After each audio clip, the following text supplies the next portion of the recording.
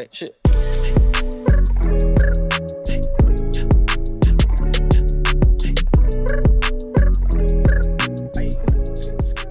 Couch Guy Sports Podcast, episode number 171, take 2. So, you might have noticed last week, I swear to God, like, we didn't get lazy and we just did not record a show. Like, we recorded a show, and we recorded a damn good show. I bitched about Xander Bogaerts not being traded, supposedly. So, hey, I know it happened. We lost a damn good show. And it was the weirdest thing. Not like anybody really gives a shit, but it was the weirdest thing because there's just one segment. We didn't lose all the audio, but it would have been weird to separate it and try to mix it together, because all of a sudden we would have been at the end of the show. It wouldn't make any sense. Nope, all of a sudden in the middle of the show, the audio was just gone. But only for like a 15-minute span, and then it came back. That's weird. I've never seen it before. It was weird. So we lost last week's show. Hopefully you're listening. Whatever. Hopefully this is the thing. Hopefully it's fixed, because it didn't happen. I recorded another episode of another show the day after. It was fine. So hopefully that's not a regular thing with this show. Hopefully we're not fucking cursed. That's all I'm asking for. We'd have to cancel I just don't want to be cursed. Yeah, we'd have to cancel the show, but we're not going to do that. So episode number 171. Jared, let's just get into the weekly dump. Love it. Some news out there. There's some news. There's actually some good news. And I mean, I'm not saying good news, but there's news. There's finally news. Joe Mixon and the Bengals come to terms on a contract extension for 4 years, $48 million. My fantasy quarterback right there, baby. Let's go. Running back? Pay the man. Yes, sir. See, look, Joe Mixon was somebody that I did not know if I wanted to draft, because he was a disappointment last year. Different team this year, my friend. They have a quarterback. They have their weapons. They're going to be good. Mixon. I have Josh Jacobs and Mixon. Love it. Can't wait. I've got Josh Jacobs too. Solid grouping. I picked. I was 10th overall in my PPR league. Pick at 10 was Josh Jacobs. Pick at 15, whatever it would have been, was Joe Mixon. Very happy with it. How many people do you have in your 12? Oh, you have 12. So 10. See, 10 in my league's last. So it's a snake. So it goes 10-1. So I got Josh Jacobs at 10. Snooped around 15. Got Joe Mixon. I want to go over. We can talk about our fantasy teams after the weekly dump, because I am gassed up about mine, jacked up. The NFL got another round of tests back, 4 positive cases, which honestly, for the amount of people in the NFL, that's really good. It's like 4 players and 6 like personnel who don't really talk to the players, something like that. Yeah. So overall, so far, so good. But my God, am I worried about the season? I gotta travel, dude. Like, I want the NFL to happen. But I don't know if they're going to be able to happen. Baseball's the example. Nick, baseball is what we're going off of, because they're the ones that are traveling, and look what's happened. So if NFL, yeah, great. You only have 4 cases now. You guys haven't left training camp. You guys haven't left your home facilities. As soon as someone goes on the road, you're screwed. Right. And it's up to the players to not be dickheads. Anyone that's commissioning my football leagues, I want my money back if the season's over. Just saying. Oh, that's what we agreed on in my league. If the season ends at any point, money back or roll it over to next year. The Bruins, they lose in double overtime against Tampa Bay in 5 games on Monday night, potentially signaling the end of an era. The major core, I mean, you look at the core, Krejci, Marshy, Bergie, and Chara. Chara could be gone. It sounded at the end of the game like Pierre McGuire knew something, because he would not stop saying, this might be the last time that we see Zdeno Chara in black and gold. You mean Doc Emmerich? Yeah. Doc, no. Yeah, sorry. Yeah. They kept saying, like, will it be? Will it be? And I'm like, did they tell you, like, this is going to be the end?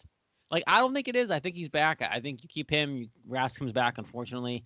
I think they go at it. Krug probably was Krug, but I don't think Chara's gone. But the way he was talking, he kept saying it. Like, he kept saying it. And the way they just like the memorial, it was like a memorial service to his career. Like going through the handshake. Oh, like as he does, the captains, Zdeno Chara, Stanley Cup winner in 2011. Will this be the farewell, the way it ends? And everyone's like, I hope it's not. I hope this isn't the way he goes out. Well, I'm like, guys, has anyone ever mentioned retirement or heard a sniff of that until they bring it up now? Like, he's been signing, but he's been signing 1-year deals for how long now? Like, he just keeps re-signing because he keeps wanting to play. Like, do I think he's the number 1 defenseman anymore? No. But like, if it would be a shock to me if he retires. speaking of shocks, the Jags decided to cut running back Leonard Fournette. Let me tell you, if there hasn't been a clear, we're going for the number 1 pick since Andrew Luck and the Colts. Yep. The Jags are going for Trevor Lawrence. Trevor Lawrence. They're just tossing talent out there, letting Gardner Minshew play quarterback. It scares me a little bit because I drafted DJ Chark, so like I'm hoping that they at least get him some touches. He has to. Someone's gonna catch the ball this year. They're going for Trevor Lawrence if anybody is in this league right now. It's crazy. I put a waiver in for Chris Thompson. Per Josina Anderson, the Saints are open to trading star running back Alvin Kamara, and this comes after Kamara has missed multiple practices in a row now while he looks for a new deal. The reports are that the Saints are willing to make him a top 5 running back, around $12 million, while he wants Christian McCaffrey money closer to $16 million.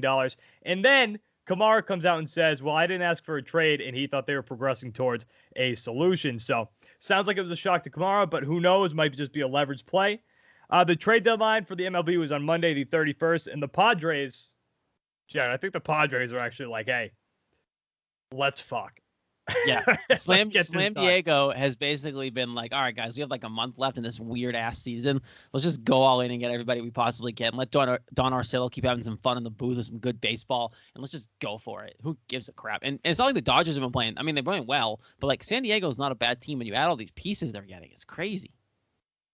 Look, if there's going to be a weird team that wins the World Series during COVID, it's the Padres. Like, if there's going to be a COVID champion, it's going to be the San Diego Padres, just because every other regular year, they stink. They're just the bottom of the barrel. But these guys, they look legit. They look legit, and they've been exciting as hell to watch. And actually, speaking of which, so the Padres, they grabbed Clevenger, who was probably come on now, and Mitch Moreland from the Red Sox, obviously. But Clevenger, I think, is the bigger name, clearly, because he was the name being tossed around in a lot of rumors prior to the actual deal. There were the White Sox, I think the Yankees. There were rumors left and right that Clevenger was going to go here. The Padres ended up scooping him up, and I mean, the Padres are a legit team. They're a legit team that I think they're going to make a legitimate run. I think Clevenger made it more obvious for me than anybody else. Getting Clevenger made it like, okay, we're in. I think they're good enough. Let's do it. And per Dan Patrick, if conference can pass updated safety measures and procedures, the Big Ten is targeting October 10th to start the football season. That was the do you want to add? Can I add something to the weekly dump? Because this is big news that I'm very excited about. Officially, for all you YouTube TV people out there like myself, NFL Network is supposedly coming finally to YouTube TV, which also includes Red Zone. And I am jacked up about it. YouTube TV. They're figuring it out. I jumped onto YouTube TV because of you. Yeah, it's great. Or I suggested it. The only complaint ever was during football season, like, I don't want to add Red Zone. I can't add Red Zone. They don't have the rights to it. I can't watch NFL Network, which is my favorite pregame. I watch it all morning when I could watch it because they start like 9 a.m. Yeah. Now, it sounds like it's going to be ready by the first week of the season. They're going to do NFL Network's going to be part of like their base package, and they're finally going to start doing like add-ons for like a sports package, which would include Red Zone for like $10 a month extra, which you can just probably add on and cancel the end of football season. So like, we're getting it. It sounds like it's coming, which I'm so excited about. Well, effing time. That was the weekly dump. Guys, listen, you know it. We say it every single week. The show, our guys and our girls over at Manscaped. Guys, listen, if you're bored in the house, why not play with your balls? Our sponsor today, just like every other episode since maybe January, is here to make sure that your balls, great friends of the show, your balls, your testicles are smooth while you and your partner are playing with them. Manscaped promotes clean hygiene when it comes to shaving your balls, thanks to their Lawnmower 3.0. Manscaped is our go-to brand for the below-the-waist grooming and hygiene. While you are probably looking for new things to do at home, why not making grooming your balls part of your routine? Guys, it's super easy. I've said it a million times. I know Jared's got a kid. That kid might as well be named Manscaped. Who knows if his wife would have made sweet love to him to make that child if it wasn't for Manscaped. Guys, Manscaped is forever changing the grooming game with their Perfect Package 3.0. The Perfect Package 3.0 comes with the new and improved Lawnmower 3.0 waterproof cordless body trimmer and a ton of other liquid formulations to round out your grooming routine. Their third-generation trimmer features a cutting-edge ceramic blade to reduce grooming accidents thanks to advanced skin-safe technology pioneered by Manscaped. Not only does Manscaped obsess over technology developments to provide you the best tools for your grooming experience, but they also use the best ingredients in their formulations. Guys, come on! Inside the Perfect Package, you'll also find Manscaped Crop Preserver ball deodorant and an anti-chafing ball deodorant and moisturizer. Good stuff. You're probably sitting on the couch with your hand on your balls anyway, or maybe even in the car. I don't know what you do. Might as well keep them smooth as eggs and smelling fresh, although eggs aren't the greatest smell. Subscribe to the Perfect Package and get a new replacement blade refill for the Lawnmower 3.0 delivered to your door every 3 months. My friend, host of the Raptors podcast, he does this, making sure that your trimmer always stays fresh and clean. Guys, for a limited time, subscribers get not one, but 2 free gifts: the Shed Travel Bag, $39 value, and the patented high-performance anti-chafing Manscaped Boxers. This is the perfect package for your perfect package. Guys, listen up. 20% off with free shipping with the code CouchGuy20 at manscaped.com. Do yourself a favor and always use the right tools for the job. Again, get 20% off with free shipping with the code CouchGuy20 at manscaped.com. That's 20% off with free shipping at manscaped.com using promo code CouchGuy20. Make playing with your balls the best part of your day. Thanks to Manscaped. Listen, I already texted the producer, Jack, our friend, the best. And I told him right now we need a ham horn. And you know why? Because Monday was also, it wasn't just the trade deadline, it was luxury tax day. And you know what that means for the Red Sox? It reset.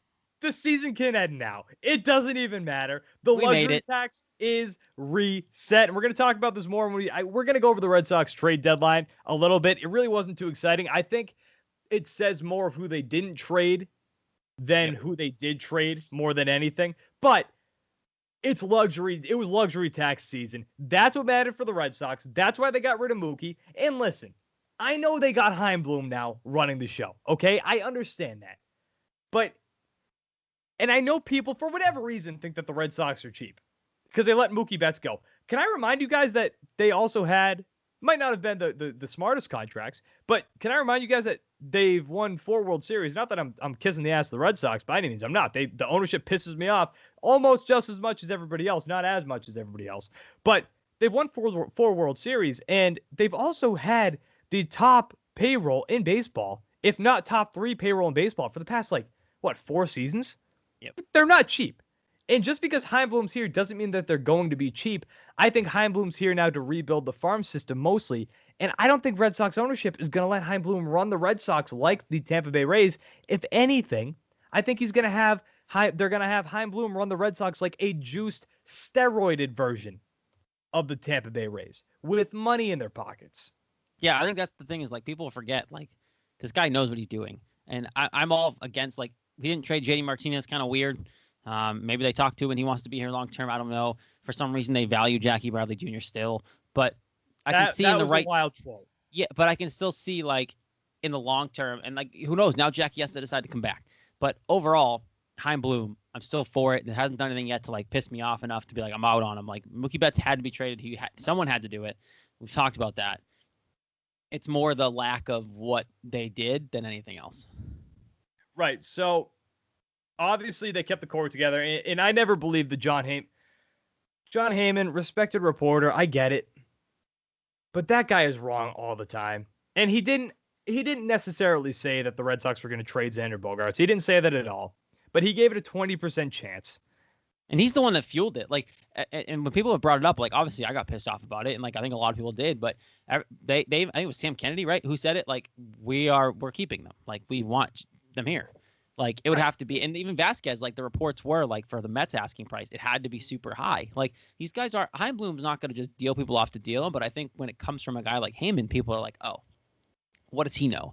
As much as he's wrong a lot, he's still plugged in, and if he reports something, you're gonna go, oh crap, that's I think if someone no name reported it, even someone locally, it might have just been someone to do it, but the fact that it was Heyman, I think kind of sparked it more than it probably needed to be. Right, because he's a nationally known reporter. Now, obviously, they traded away Mitch Moreland, which I get it. Like I'm a big Mitch Moreland fan, just like everybody else is. You know, he's a pros pro. He was huge in the World Series. Love me some Mitchy Moreland, but we're getting to the point now where he's just not needed on the team. I mean, let's call it for what it is.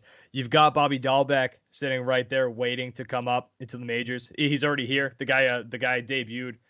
Was it last week or was it Sunday?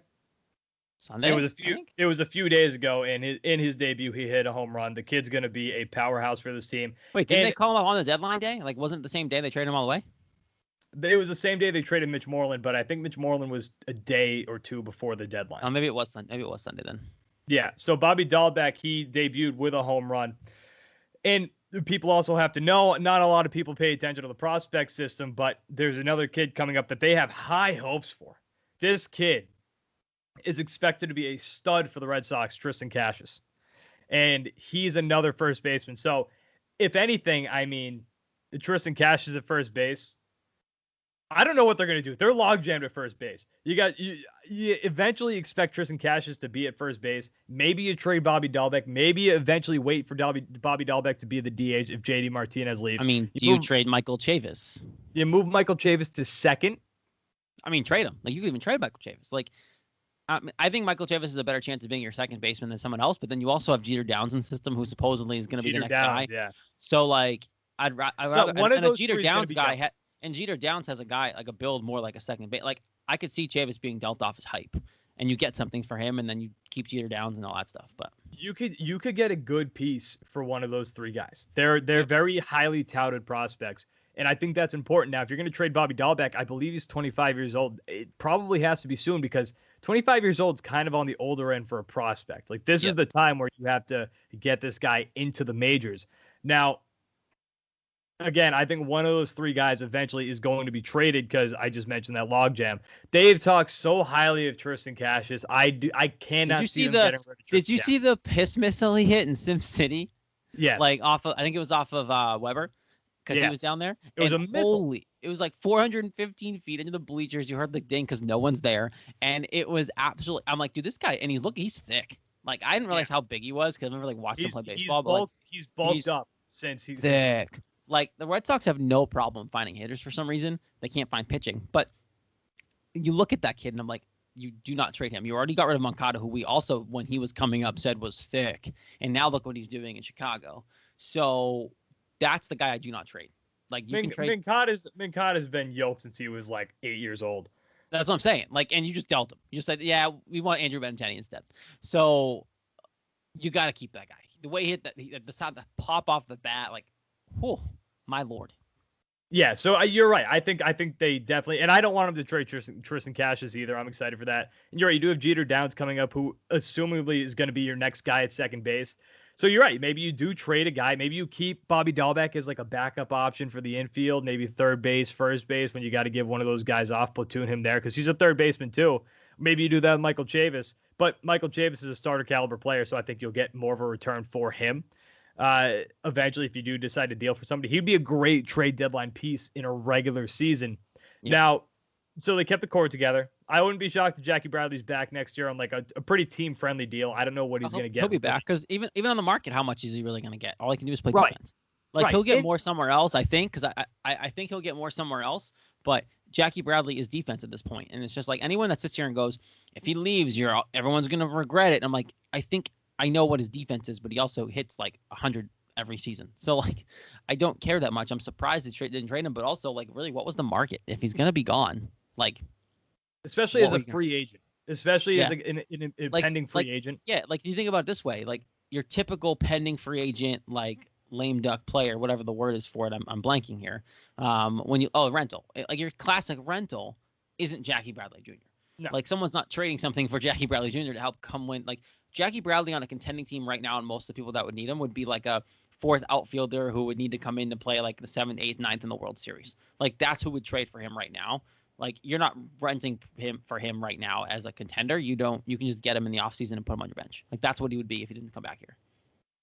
Right. And again, like I almost anticipate him coming back, especially with Chaim Bloom saying that they want Jackie Bradley to be here for a while. And guys, remember, they really cleared a lot of room with the deal of Mookie Betts and with dumping David Price. Like, they have room to play. I wouldn't be shocked if they go over that luxury tax mark next season. And if they go out and they get a starting pitcher like a Trevor Bauer over the offseason and they pay him decently well. Look, I'm a fan of Trevor Bauer. He's having an awesome contract year. Keyword contract year. He's always been good to maybe above average, but he's never been what he is this year. So be cautious with that. I don't want the Red Sox to just toss all this money at him, but I wouldn't mind the Red Sox giving him a halfway decent contract. Yep. Who knows what the bidding war might end up being for a desperate team. But if you put that starting five together with a rehabbed Chris Sale, Trevor Bauer, Erod, Nate Eovaldi, and maybe even a cheap another year of Martin Perez, that's a good top five. That's a good starting five. It's not bad, especially compared to what you're dealing with this year. People forget, like, obviously the offense is underperforming, but next year you have a good amount of offense still. If you can just get a decent starting five, you're right back in a playoff contention. The only reason why you suck this year, Nick, is because your pitching's awful and you don't know anyone that's pitching. So, like, the pitching is the worst I've ever seen. The pitching, it's awful. They might as well be throwing AAA team out there. So, look, like, JD Martinez is coming back apparently because they didn't trade him, right? And that one's shocking to me. But like, you have JD next year. Devers, like, I don't think JD's opting out after this year. Like, no. I highly doubt it. So I don't think so either. JD, Devers, Bogarts, probably Benintendi. You have you have all these guys still, and you put that halfway decent rotation in with it. That makes you a playoff team pretty much guaranteed. Because this year, I kind of thought they'd be a playoff team, and their pitching was awful. We knew that. So I think next year, even just adding a couple pitchers like that, Martin Perez is a fine starter at 4 or 5. Especially 5. Right now, he's your ace. That's the problem. Yeah. Yeah, right. And especially at a number 5 spot. I mean, that's a team that's right back in playoff contention. I mean, we're gonna see what they look like next year. At this point, obviously, it's a done season. But just looking around, I mean, Verdugo should give you guys a lot of hope. Verdugo has been friggin' awesome. Just like I anticipated him to be, because he was a good player in LA when he was there. All right, real quick.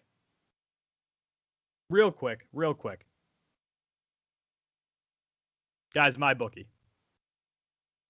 We got to get into our friends at MyBookie. If you guys listened to the show last year, MyBookie was one of our sponsors, and we love MyBookie. And they're back with us this year for the football season. Guys, winning season returns at MyBookie. Winning season means doubling your first deposit. Winning season means surviving super contests and squares. Survivor, not surviving. At MyBookie, winning season means hitting all of your parlays, props with your feet up, watching your team trounce their rivals. Rejoice! It's time to celebrate the NFL season. Invest in your institution. Use promo code COUCH, COUCH, and double your first deposit. New players get up to $1,000 in free play, designed to add more excitement to the sports you love and the games that you bet. From live betting to championship features, every play you want to make is waiting at MyBookie. It's simple. Make your picks, win big, collect your cash. Use promo code COUCH, COUCH, and double your first deposit. It's that easy. Again, promo code COUCH, COUCH. Your winning season begins today, only at MyBookie. All right, let's get into the Bruins quick. Honestly, I don't even know if there's too much to say about the Bruins. I think COVID screwed them. COVID screwed them. Dicked them. I mean, obviously, if you were watching the Bruins in the bubble, you were a fan of the Bruins prior. So we all remember this team was a wagon. Oh, they couldn't lose at the end of the season. Like, there was like a couple games left, and everyone's like, "Oh, who's going to touch this team?" Like, they were phenomenal, and everyone's like, "Oh, Tampa's better." It's like, no, they really weren't. Like, if they played like they were easy before, walk to the championship, it felt like. I thought they were going to be able to slide through the postseason. Into the championship. If honestly, if COVID didn't happen, they were back to the cup and we would figure it out from there. Like, that was my mindset. You couldn't convince me otherwise, because they literally, Pasternak couldn't miss the net, and that whole top line was just on fire. Like, that's kind of what all of our mindsets were. It's like, oh, we all thought they were better than they were last year, and they went to the cup. So that's where we were. So here's the thing. No matter how much that everybody wants to give Tuukka Rask shit, I understand what he did. I understand he upset a lot of people when he left. But the reality is, you need the guy. And there's a lot of questions about whether or not, I mean, is he going to be back? Is he going to be back at all next season? There's people questioning that. Is he going to retire? If they have to start, there's speculation that they could start the year in the bubble.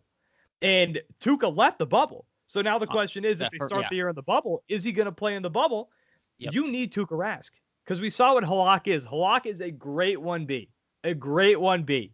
But he's not a 1A, especially in the postseason. Yeah, but isn't a great 1B Halak better than an unfocused Tuukka? Like, almost. If Tuukka comes to the bubble and is the same mental state that he was, I would have rather Halak than what I saw from Tuukka in the bubble. It's all about Tuukka's mental Halak was phenomenal last night. Are you kidding me? Did you watch Halak play last night? Yeah, he was awesome last night. Halak's not the reason why you lost the series. I'm sorry. Anyone that's saying that is just wrong. Halak isn't. Halak isn't, but I don't think that you're going to go to the championship with Halak as your main 1A goalie. Now, and I say that because, okay, let's say they win last night, right? Halak's 35 years old. Halak is old in regards to the NFL. Halak, if they had to play again, the guy might have been toast. Yeah, we might have I think the big problem was goalie out there again. The big problem is like game 6 and 7 would have been back to back. Like they were scheduled as back to backs. His legs would have fallen off. He would have fallen off even if they got you a game 7. It would have been miserable and you wouldn't have won.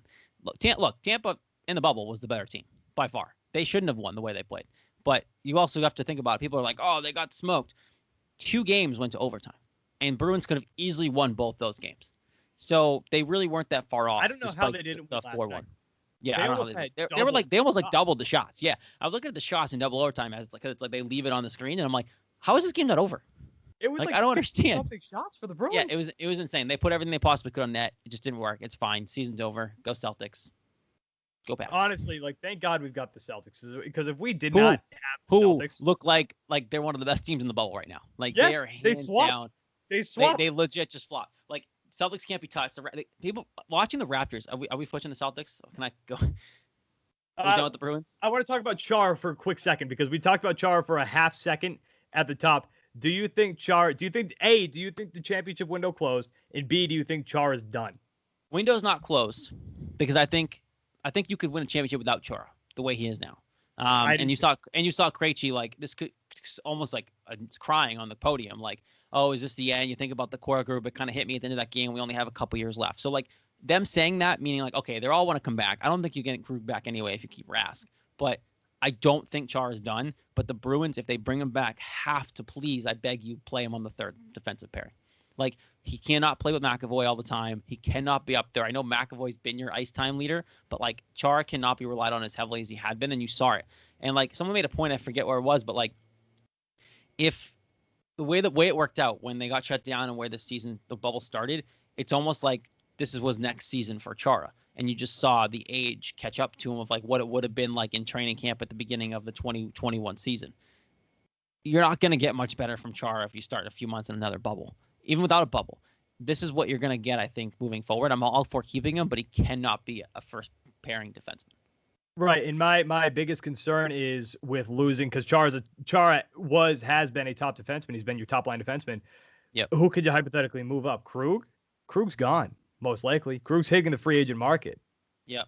You're going to have probably Grzelcyk or Carlo play with McAvoy. You're going to have to add somebody. It's a mess. They're in a cap situation. Again, not a big hockey guy. You know that. We're both not. But you can't keep Krug. There's no way. No, I don't think if they swing because Krug wants to stay. If they swing and if they're able to keep Krug, I think that's a totally different. That's a game changer there. Yeah, 100%. So you brought up the Celtics. Let's get into those boys and then we'll wrap. The Celtics. We just talked about the Bruins being a wagon. The Celtics took the Raptors in game 1, and I feel comfortable talking about this right now. Who knows what game 2 is going to look like? But as they play right now, the Celtics looked like a wagon in game 1. Again, who knows what they're going to look like in game 2? But they said Gordon Hayward, who?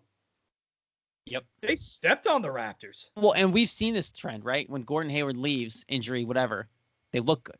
Like, we've seen this trend. People have talked about trading Gordon Hayward. I still think they need him to win a title. But, Nick, the one thing that gets me, the whole first game of the series, the broadcasters, everyone, well, they typically have a first game blip in the playoffs, or the Raptors just missing shots. Like they're trying to make excuses for them. Did we not watch the game that was in the bubble very recently against that same Raptors team, and how we blew them out their doors then too? Like same team, very recent, not a playoff series, just another game, and we also blew the doors off them then. Like this matchup, I've been saying this, is a very good matchup for the Celtics because they play small, and the Raptors aren't that big because they cannot afford to play Ibaka and Gasol at the same time because the Celtics are so small they'll just torch them. Like they're too like the Celtics' strength right now is the fact that they don't have a big like a Joel Embiid, stuff like that. And one thing that I think is also helping them too is, and I don't want to bring them up, the name that shall not be said, but Kyrie Irving. I think not having Kyrie Irving is massive for this team right now because that's why Tatum Brown took a jump because he's not here. Right. Like that's just and it. They replaced him with a guy like Kemba Walker who can put up points. Kemba Walker is an all-star in this league, but he's also selfless. He doesn't need to take the shots like Kyrie does. Kyrie, the most infuriating thing last year was Kyrie would force himself to the net every single play. Maybe he'd make it. Maybe he'd make a miraculous shot like he does, or maybe he'd get stuffed. Kemba, on the other hand, Kemba will pass out to Jason Tatum. Kemba will pass out to Jaylen Brown. Kemba will pass out to Marcus Smart, who's a three-point specialist at this point, baby.